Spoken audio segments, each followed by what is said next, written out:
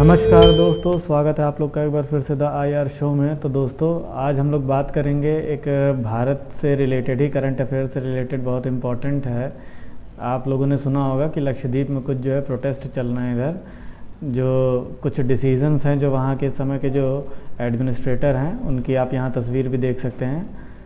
प्रफुल्ल पटेल जी हैं, इन्होंने कुछ डिसीजंस लिए हैं एडमिनिस्ट्रेटिव लेवल पे, तो इसलिए जो है वहाँ पे उन नियमों का विरोध हो रहा है। तो दोस्तों जानेंगे इस चर्चा में हम लोग कि आखिर वो नियम क्या हैं, आखिर उनमें ऐसी कौन सी बात है जिसको लेके विरोध प्रदर्शन हो रहे हैं, और थोड़ा सा हम लोग जो लक्षद्वीप के बारे में जो नॉलेज है थोड़ी उसको भी देखेंगे, कुछ इंपॉर्टेंट पॉइंट्स उससे रिलेटेड देखेंगे। तो चलिए दोस्तों शुरू करते हैं अपनी इस चर्चा को। तो दोस्तों पहले हम लोग देखते हैं कि आखिर ऐसे कौन से डिसीज़न है जिनकी वजह से काफ़ी जो है विरोध प्रदर्शन हो रहे हैं और काफ़ी उनका विरोध किया जा रहा है। तो दोस्तों इसमें जो पहला डिसीजन आप देख सकते हैं कि पंचायत रेगुलेशन बिल करके एक है 2021 का, उसमें ये प्रावधान किए गए हैं कि जिनके भी जो है 2 से ज़्यादा बच्चे होंगे उनको जो है पंचायत बॉडी का जो इलेक्शंस है उसमें जो है पार्टिसिपेट नहीं करने दिया जाएगा। तो लोग इसका बहुत विरोध कर रहे हैं कि मतलब अचानक से इस तरीके के नियम लाने का क्या मतलब है, इसके लिए कोई समय देना चाहिए था, एकदम से इस चीज़ को लागू करने का कोई मतलब नहीं है। इसके बाद anti social activities regulation bill, दोस्तों इसमें ये प्रोविज़न किया गया है, हालांकि दोस्तों ये लागू भी हो चुका है, जनवरी 2021 से लागू हो चुका है। तो दरअसल इसको दोस्तों एक दूसरी लैंग्वेज में या दूसरे एक तरीके से कोड में इसको गुंडा एक्ट भी कहा जा रहा है। कुछ कुछ आर्टिकल्स में आप देखेंगे कि वहाँ गुंडा एक्ट लिखा हुआ है। इसमें दोस्तों ये प्रोविज़न किया गया है कि सरकार जो है वो किसी को भी, कोई ऐसा व्यक्ति या कोई भी ऐसा एलिमेंट जो कि एंटी सोशल एक्टिविटीज़ रेगुलेशन में पाया जाता है उसको जो है सरकार डिटेन कर सकती है बिना 1 साल तक उसको पब्लिक डिस्क्लोजिंग के, यानी बिना कहीं मजिस्ट्रेट वगैरह के सामने पेश की या बिना उसकी किसी ब्रीफिंग की या उसके बारे में बिना किसी नॉलेज को दिए। तो इसका काफ़ी विरोध हो रहा है कि इससे तो जो है आप जिसको चाहेंगे उसको अपने राजनीतिक, कहा जा रहा है कि आप अपने राजनीतिक हित के लिए भी किसी को गिरफ्तार कर सकते हैं। तो एक तरीके से पॉलिटिकल जो है एट्रोसिटीज़ कही जा रही है। तीसरा ये है ड्राफ्ट ऑफ LDAR। LDAR का मतलब यहाँ दोस्तों है लक्षद्वीप डेवलपमेंट अथॉरिटी रेगुलेशन। इसका ड्राफ्ट इशू किया गया है जिस पे जो है 19 मई तक जो है इस पे मांगे गए थे लोगों से विचार कि आप इस पर अपने विचार रखिए। इसमें दोस्तों ये था कि बिज़नेस पर्पज़ के लिए जो अब इन्वेस्टमेंट्स हैं वो बाहर से लाई जा सकेंगी, बाहर के जो लोग हैं वो आके यहाँ पे ज़मीन खरीद सकेंगे और ज़मीन को जो है वहाँ पे ख़रीदा जाएगा और ज़मीन को खाली कराने के लिए एडमिनिस्ट्रेशन जो है पूरी मदद करेगा। साथ ही साथ लोगों को रेलोकेट भी करवाया जाएगा और जो इसको नहीं मानेंगे तो उनके लिए जो है स्ट्रिजेंट पनिशमेंट का भी प्रावधान किया गया है, यानी उनके लिए कड़े दंडों का भी प्रावधान किया गया है। तो तीसरा ये है। और चौथा दोस्तों दरअसल ये है कि वहाँ पे बीफ बैन लगा दिया गया है। पहले दोस्तों वहाँ पे sale and consumption of beef ban पे, वहाँ पे पहले जो sale and consumption of beef जो थी उस पर कोई पाबंदी नहीं थी, लेकिन अब जो वहाँ के नए एडमिनिस्ट्रेटर हैं प्रफुल्ल पटेल, उन्होंने क्या किया है कि सेल हो चाहे कंजम्पशन हो दोनों पे ही बैन लगा दिया है। और इसके लिए दोस्तों सज़ा का प्रावधान तक किया है, मिनिमम 7 साल और मैक्सिमम जो है वो 10 साल तक का प्रावधान किया, यानी मिनिमम 7 साल तक की जेल हो सकती है। तो लोग इसका विरोध कर रहे हैं कि बीफ बैन में आप जो है पनिशमेंट जो आपने रखी है वो 7 साल की रखी है। दूसरा इसी के साथ में ये है कि लिकर को जो है वहाँ पे बैन किया हुआ था, पहले लक्षद्वीप में बैन था पूरी तरीके से, लेकिन लिकर को जो है परमिट कर दिया गया है वहाँ बार्स, रेस्टोरेंट्स, होटल्स में, ताकि ज़्यादा से ज़्यादा टूरिज़्म को जो है वो अट्रैक्ट किया जा सके। तो दोस्तों यही डिसीजंस हैं जिनके ऊपर जो है काफ़ी ज़्यादा जो है विरोध प्रदर्शन हो रहे हैं और काफ़ी इसका विरोध भी हो रहा है। ट्विटर पर एक ट्रेंड भी कराया गया था, आप लोग को अगर मालूम होगा तो, #सेव द पुदुचेरी। तो दोस्तों यही था जो डिसीजंस हैं। इसके लिए हालांकि सरकार का ये कहना, जो वहाँ के एडमिनिस्ट्रेटर है उनका ये कहना है कि इसमें ऐसे कोई भी रूल्स और रेगुलेशन नहीं हैं जो किसी ऐसे व्यक्ति को परेशान करेंगे जो कि कंप्लायंस करेगा सरकार के रूल्स एंड रेगुलेशन को। इसमें केवल परेशानी उन्हीं को होंगी जो करप्ट लोग होंगे और जो अगेंस्ट द डेवलपमेंट होंगे, क्योंकि इन सारे ही नियमों से राज्य में डेवलपमेंट आएगा, ज़्यादा से ज़्यादा इन्वेस्टमेंट आएगी और उसके बाद इसको हम टूरिज़्म हब बना सकेंगे मालदीव के ऑल्टरनेटिव में, क्योंकि हमारे देश से बहुत से लोग मालदीव जाते हैं टूरिज़्म के लिए। तो ये माना जा रहा है कि इसको भी अगर टूरिज़्म स्पॉट के रूप में अगर डेवलप कर दिया जाएगा तो ज़्यादा से ज़्यादा हमारे लोग जो हैं वो यहाँ भी जाएंगे और यहाँ के लोगों का विकास भी होगा उससे। क्योंकि दोस्तों आपको मालूम ही होगा कि टूरिज़्म इंडस्ट्री एक बहुत बड़ी इंडस्ट्री होती है और इसमें जो है जो सक्सेस होते हैं उसके चांसेस बहुत ज़्यादा होते हैं।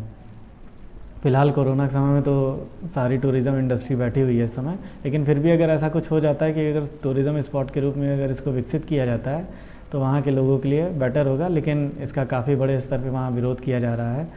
अब इसके पीछे के हमने जो रीज़न्स हैं वो तो देख ही लिए हैं, सरकार का क्या तर्क है वो भी देख लिया। अब कुछ और इन्फॉर्मेशंस हैं जो हम लोग को देख लेनी चाहिए। जैसे दोस्तों आप लोग देख सकते हैं कि 2011 में सेंसस में मुस्लिम जो कम्युनिटी थी 2011 सेंसस के अकॉर्डिंग वो 96.58% थी।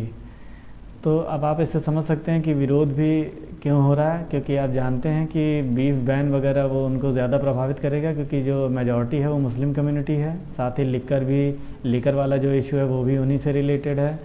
और मोर देन 2 चिल्ड्रन पे जो पाबंदी है कंटेस्ट करने पे, उसके वजह से भी इन्हीं को परेशानी होगी, क्योंकि आप जानते हैं कि ये सारे नियम जो हैं वो इन्हीं के एक तरीके से अगेंस्ट में हैं। और इनका जो सोसाइटल जो रहा है शुरू से ये वहीं पे अपना डोमिनेट करके रहे हैं। साथ ही साथ इनका एक कल्चरल एक तरीके का टाइज है इनका यहाँ से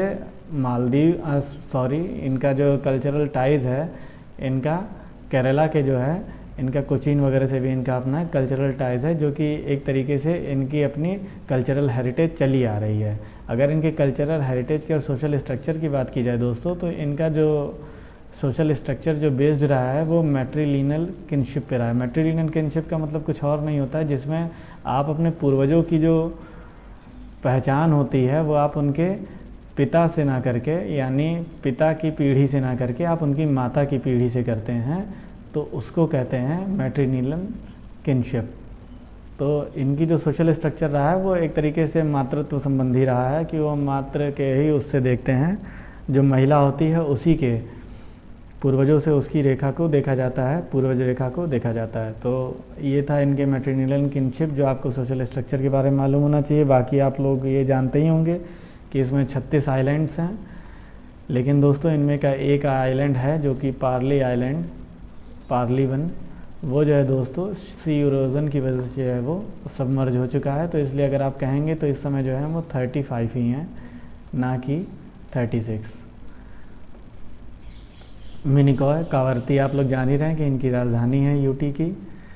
तो दोस्तों ये तो कुछ बेसिक नॉलेज हो गई लक्षद्वीप के बारे में।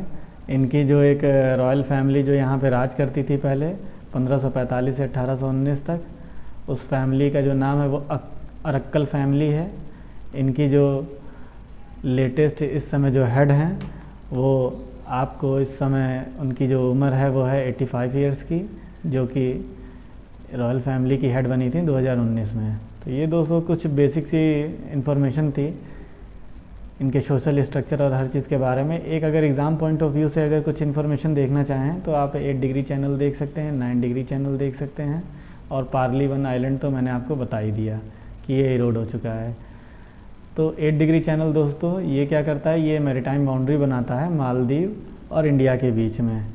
ये जो मिनिकॉय है लक्षद्वीप का, उसको जो है मालदीव से अलग करता है। मिनिकॉय जो है वो सबसे साउदर्न मोस्ट जो है ये आइलैंड है लक्षद्वीप का, और इसके और मालदीव के बीच में जो मैरीटाइम बाउंड्री जाती है उसी को 8 डिग्री चैनल कहते हैं। 9 डिग्री चैनल जो है वो दोस्तों मिनिकॉय को जो बाकी जो लक्षद्वीप के जो आइलैंड्स हैं उनसे अलग करती है। तो 8 डिग्री आपको मालदीव और मिनिकॉय के बीच में, और 9 डिग्री आपको मिनिकॉय और बाकी के जो लक्षद्वीप के जो आइलैंड्स हैं उनके बीच में।